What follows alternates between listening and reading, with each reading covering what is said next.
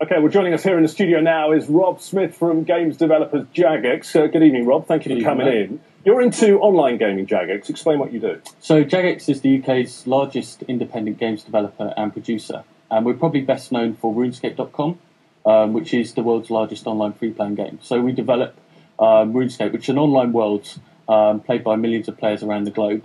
And they interact with each other via their PCs, so it's a social experience as well as a gaming experience. And where are we in terms of people buying physical games and online gaming? What's the ratio split between those?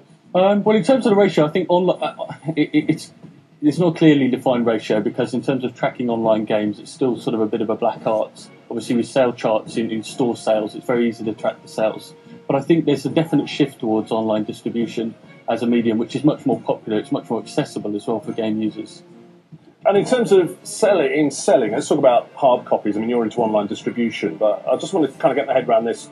Record stores have problems selling CDs for a £5. They're now clearing them out of the way and putting video games in the front of the store. Why are they selling and CDs aren't? I think computer games just are much bigger than they have been at any time in the past. Then actually, it's more compelling games getting delivered every single year. Mean that there's more and more gamers coming to the fore, and lots of companies building very successful franchises help building that demand for computer gaming. What about 3D? We're looking at pictures of RuneScape. Is that one that you've developed into 3D? So RuneScape is a fully 3D game. In terms of actually the advance into 3D sort of vision, I think television technology is probably still a year or two behind that, but it's certainly an exciting step forward. It's something that most computer games will be moving into in the next 3 years. In the next 12 months, do you see that as a big market, though, for you? I can see.